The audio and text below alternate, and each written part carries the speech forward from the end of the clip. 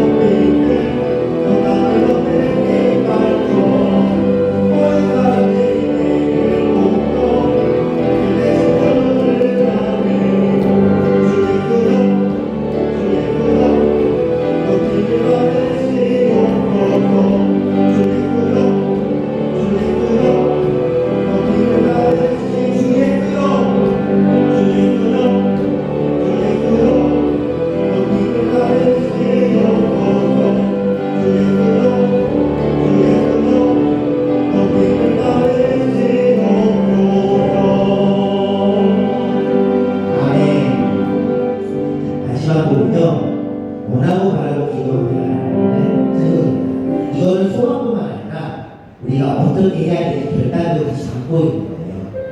우리가 무엇을 바라야 하고 또 무엇을 생각해야 하고 또 어떻게 살아가야 되는지 이 찬송이 우리 모두의 고백이 되길 원합니다. 찬송하겠습니다.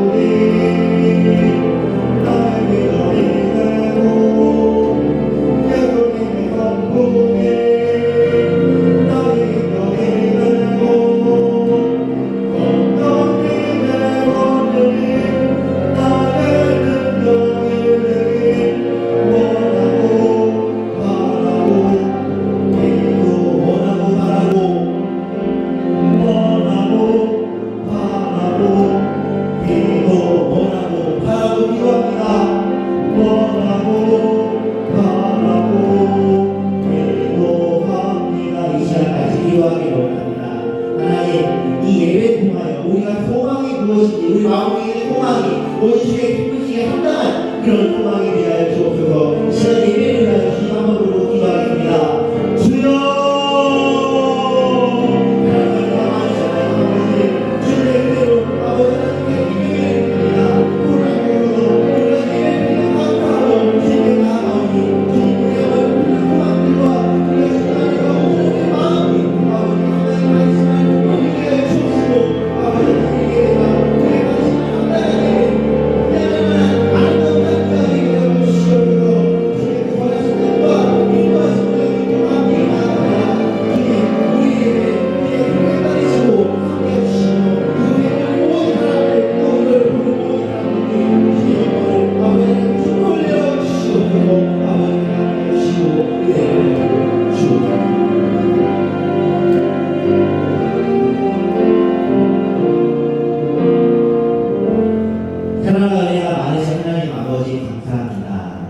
우리가 주님을 바라며 또한 주님을 온전하게 믿으며 나아가길 원합니다.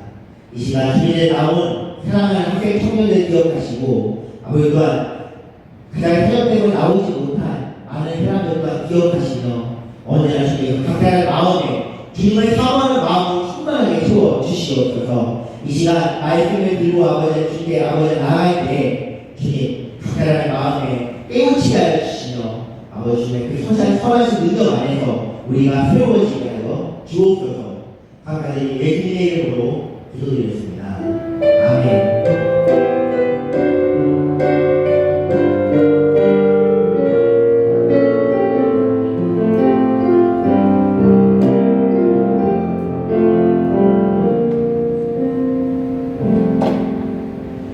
오늘 우리에게 주신 하나님의 말씀은 요한 1서 말씀입니다.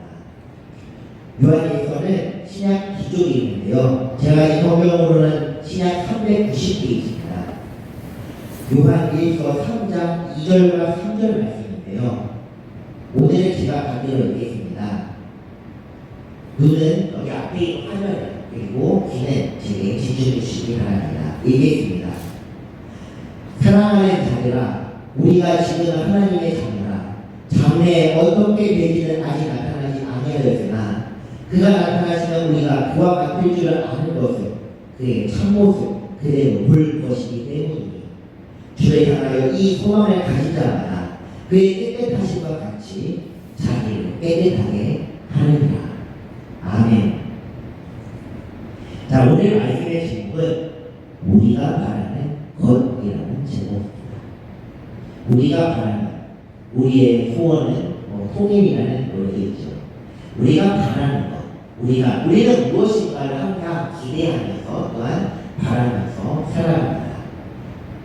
우리가 바라는 게 없는 사람은 아무도 없습니다. 그것이 바라는 아니면은 어떤 내 노력에 대한 대가이든 아니면 주변 무엇인가이든 하다못해 우리 시대가 기르는 대화동에까지도 뭔가 기대하고 바라는 것이 있기 마련입니다.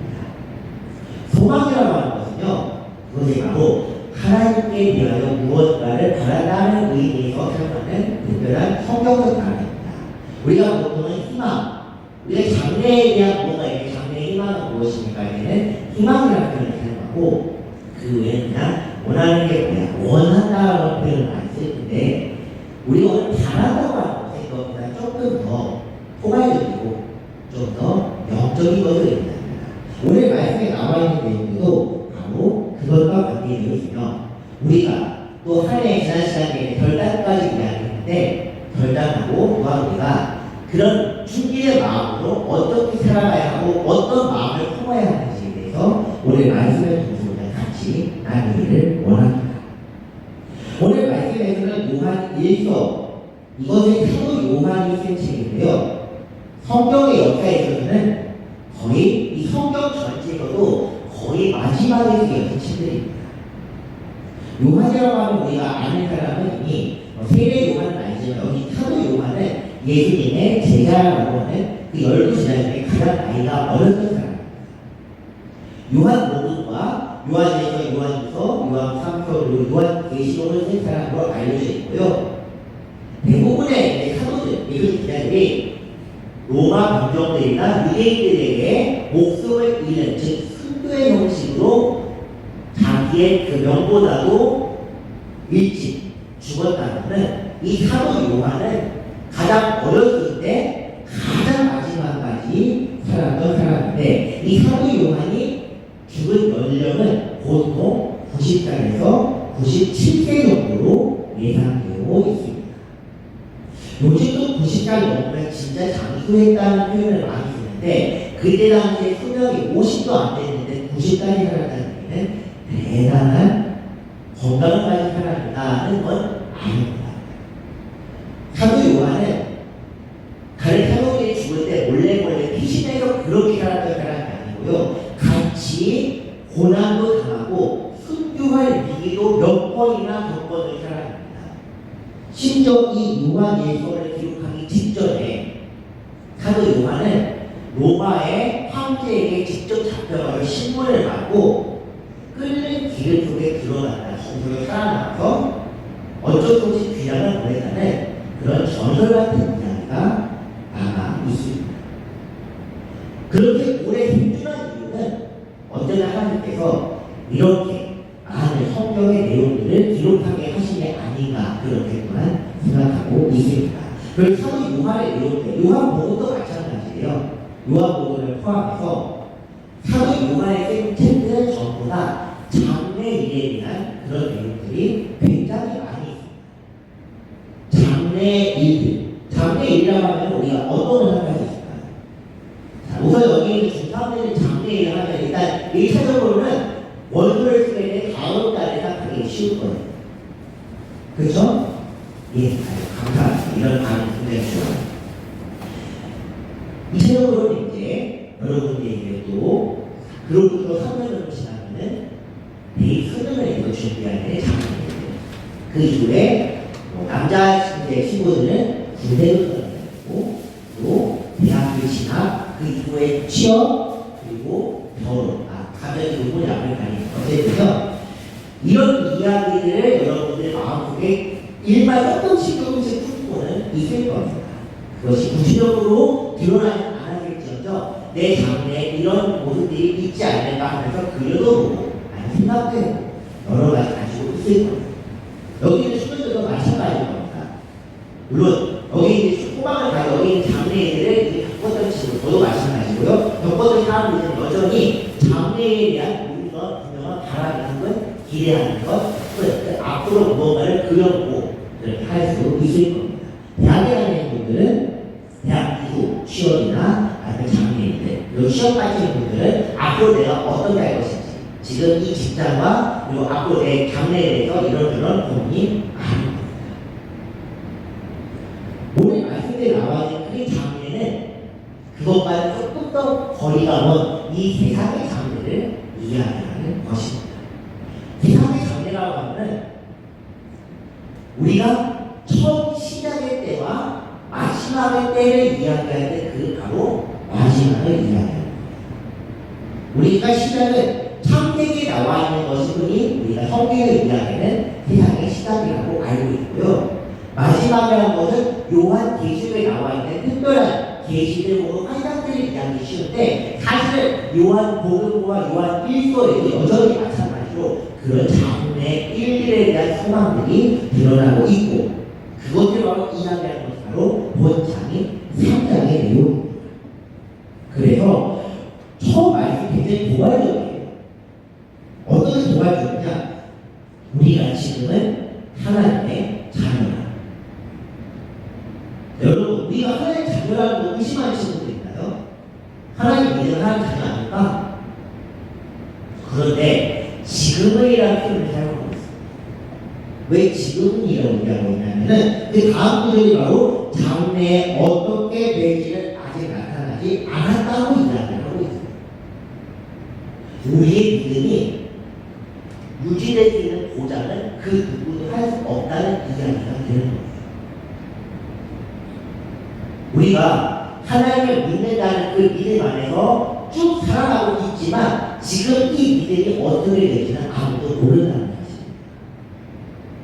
이렇게 이야기할 수 있는 이유는 요한이 그때 당시에 사람들이 예수님을 믿는다고 고백하면은 사자밥이 되는 혹은 끓는 기름에 들어가는 그런 시대이기도 하지만은 동시에 하나님에 대한 믿음이 언제든 식을 수 있다는 것을 요한 자신이 예수님과 함께 동행하면서 경험했기 때문입니다. 요한은 종교의 만찬을 가르치다가 예수님의 떡조각을 받고 떡조각을 전하는 것에 사랑해 주시며 그걸 받고 나가서 예수님을 팔아드리는 것도 보았고 그 예수님을 후제라고 하는 베드로가 예수님은 주님이십니다. 내가 주님 앞에 죽겠습니다 했던 그 베드로가 3번 부인하는 것도 보았고 그리고 십자가 앞에서 예수님의 어머니 마리아와 같이 동행하면서 예수님과 함께 따랐던 사람들이 예수님 십자가 죽이는 것을 손땀질하는 것도 보았습니다. 다 봤던 사람이에요. 그렇기 때문에 믿음이라는 어떻게 될지 아무도 알지 못한다. 왜냐하면 사람의 마음이 언제든지 변할 수 있기 때문이라는 것을 잘 알고 있었던 사람입니다. 이 말씀과 소망이 무슨 관계이냐? 소망이라는 것은 내 마음을 지키기 위한 가장 좋은 방편이라고 지금 이야기를 하는 거예요. 그래서 그 소망의 내용이 바로 그 다음 구절에 나와 있습니다. 그가 나타나시면 우리가 그와 같을 줄을 아는 것은 그의 첫 모습 그대로 볼 것이기 때문이라고 합니다. 자, 혹시 여기서 예수님을 본 사람 있나요? 환상적이게 보았다 말고 예수님을 실제로 보았다. 아마 찾기 힘들 거예요. 물론 어떤 그 기도 많이 하시는 분들은 간혹 내가 기도 중에 예수님의 모습이 실제로 본 것처럼 나타나는 경우도 있다고는 감정을 하십니다만 어쨌든 그 우리의 역사적인 예수님을 발견한 것은 아닙니다. 그런데 이 말씀은요 예수님께서 언젠가 다시 우리의 눈앞에 나타나실 것이라는 이야기를 전제로 하고 있는 것입니다. 그래서 그분이 나타나실 때가 있으며 또 그분이 나타나실 때에 우리는 그분을 직접 면대면에서 보게 될 것이다. 이런 거 가림막 같은 거 없이 이것은 고린도전서에 똑같은 말씀이 나와 있는데요. 우리가 지금은 거울로 보는 것처럼 희미하지만 그때가 오면은 직접 얼굴을 보는 것처럼 보게 될 것이라는 이야기도 나와 있습니다. 고린도서 10장에 나와 유명한 말씀이잖아요. 사람장에 나와 있습니다. 이와 같은 그 소망이라고 하는 것은요, 예수님께서 언젠가 이 땅으로 다시 오신다는 것을 우리가 믿는 그 마음을 소망이라고 합니다. 이건 중요한 말씀이에요. 여러분들, 기독교는 예수님을 믿는 것이 기독교라고 하는데 그 믿음은 어디까지냐? 이 땅에 실제로 오셨고 이 땅에서 생활하셨고 또 이 땅에서 십자가에 달려서 우리 죄를 위하여 돌아가셨고 그 다음에 돌아가셨다가 다시 부활하셨고 부활하신 다음에 이 땅에 계시다가 하늘로 올라가셨고 하늘로 올라간 그 모습 그대로 다시 오시게 될 것이다 하는 것까지가 우리의 믿음입니다. 그러니까 우리가 바라는 것 없이도 오늘 제목에 나와 있는 우리가 바라는 것 없이도 예수님께서 우리가 그 믿는 그 믿음 그대로 다시 우리가 예수님을 보게 되는 그것이 바로 우리의 소망이 되어야 하는 것입니다. 그래서 성경에 나오는 그 내용, 성경은 그 얘기예요. 주를 향하여 이 소망을 가진 즉 예수님께서 부활하신 예수님께서 다시 올라가셨다가 나타나셔서 우리가 다시 그 얼굴을 보게 되는 그 소망을 가진 사람들은 어떻게 해야 하느냐? 그 다음에는 굳이 말할 필요가 없습니다. 예수님께서 이 땅에서 다시 나와 직접 만나기 위해 오신다면 어떻게 살아가야 하는 걸까? 당연히 지금 이렇게 하면 안 된다고 지금 나쁘다는 얘기는 아니에요. 하지만 우리가 정말로 가장 위대하신 분을 맞이하는 것처럼 우리 마음을 준비해야 하는 것이고 그 마음을 준비하는 그 과정이 바로 예배와 찬송과 기도와 영적인 생활이라는 바로 그런 질문인 것입니다. 그렇기 때문에 우리가 예배를 드리는 이유는 당연히 이 소망을 가지고 있기 때문에 예배를 드리는 것이고 또한 그 분명한 소망이 있어야만 우리의 예배가 비로소 의미를 찾게 된다고 할 수 있습니다. 말씀이 굉장히 포괄적인 제목을 시작했어요. 성경에서 이야기하는 것들이 무엇인지도 우리 같이 듣고 또 말하고 배웠습니다. 예수님께서 과연 오실까? 분명히 오십니다. 또한 우리를 아실까? 분명히 아십니다. 우리라고 하면 굉장히 너무 넓죠. 나를 아실까? 아십니다. 나에게 찾아오실까? 오십니다. 그리고 예수님이 성령님을 통하여 이미 여러분들 각 사람의 마음속에 들어와 계십니다. 우리가 소망을 품을 수 있다는 것 역시도 성령님이 우리 마음속에 그 소망을 역사하시기 때문에 우리가 그런 마음을 품을 수 있는 것입니다. 그래서 성령님이 함께 하시지 않으면 우리가 결코 하나님의 아들을 그리스도라고 부를 수도 없다고 성경은 이야기하고 있는 것입니다. 여러분, 한 해가 이제 마무리되고 이제 접어들어가고 있습니다. 올해는 코로나 때문에 정말로 하고 싶은 것도 거의 못하고 살았고, 우리가 정말 준비했던 것도 하나도 할 수 없는 상황이었고, 또 심지어 우리 같이 있는 교제들조차도 이 익숙한 교제들 역시도 할 수 없는 그런 상황 속에서 오래 살아왔습니다. 이제 코로나 이후에 어떻게 될지 감이 슬슬 안 올 정도로 굉장히 오래된 것 같아요. 하지만 이럴 때에서도 오히려 우리가 본질로 돌아갈 수 있는 좋은 기회입니다. 우리의 마음속에 있는 찌꺼기 같은 것들을 싹 제거하고 그리스도 안에서 순결하고 오늘 보고 나와 있는 것처럼 깨끗하게 할 수 있는 좋은 기회가 바로 고난과 역경이라는 측면입니다. 그래서 여러분들 참 마음이 아파요. 지금 가장 중요한 시기고 또 가장 이것저것 해야 될 게 많은 시기에 그 1년이 완전히 코로나 날아가 버렸습니다. 하지만 이걸 통하여 세상 사람들은 이걸 그냥 죄송들 하느라고 이야기하겠지만은 적어도 여러분들 예수님을 믿는다고 하는 여러분들은 지금의 1년이 그냥 의미 없는 그냥 운 없고 죄 없는 1년이 되는 것이 아니라 하나님 안에서 새롭게 나한테 돌아올 수 있는 그런 한 해가 되고 그렇게 마무리하고 또한 새로운 한 해를 맞이할 수 있게 되는 주님의 이름으로 부탁드립니다. 오늘도 이 마이크 아까 이런 그 불렀던 찬송을 다시 한번 불러보는데요. 우리가 원하고 바라고 기도합니다. 우리가 무엇을 바라고 무엇을 원해야 되는지 그리고 그것이 바로 하나님의 마음과 예수님의 성품과 성령님의 역사심이라는 것을 우리 같이 마음으로 고백하겠습니다.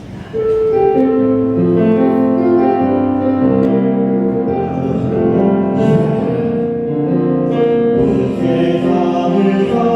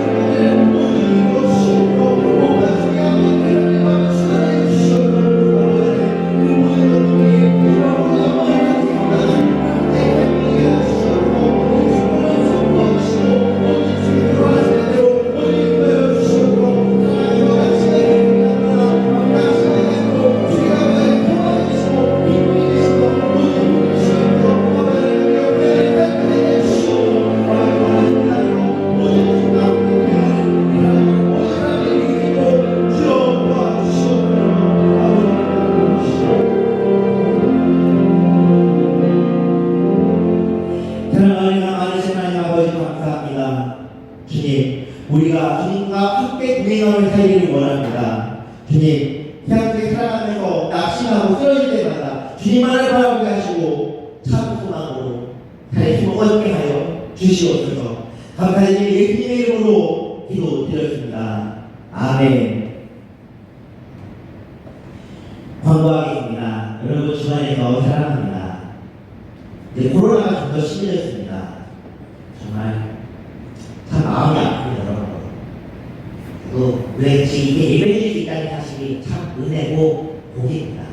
예배 진행에 함께하시고 예배에 함께하시고 또한 이 예배 진행에 도움을 주시는 모든 분들께 정말 진심으로 감사드립니다.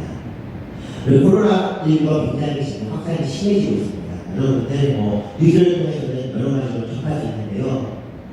발수치를 항상 주의하시고 정말로 조심하시기 바랍니다. 교회에서도 지금 어쨌든 이렇게 컴퓨터 설치하고 소독도 일일이 몇 번씩 합니다.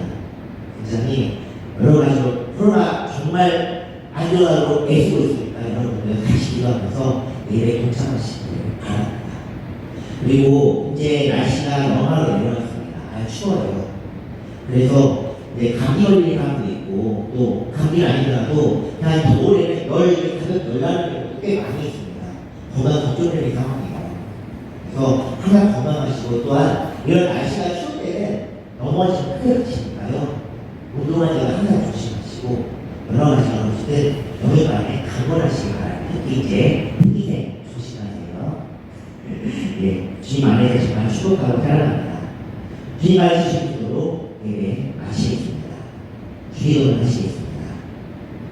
하늘에 계신 우리 아버지여, 이름이 거룩히 여기를 받으시오며 나라의 마음이시며 뜻이 하늘에서 이루어진 것 같이 땅에서도 이루어지이다. 오늘날 우리에게 일용할 양식을 주옵시고 우리가 우리에게 죄의 지을 때를 사하여 준 것 같이 우리의 죄를 사하여 주옵시고 우리를 시험에 들게 하지 마옵시고 다만 악에서 구하옵소서. 내 나라 권세와 영광이 아버지께 영원히 있사옵나이다. 아멘.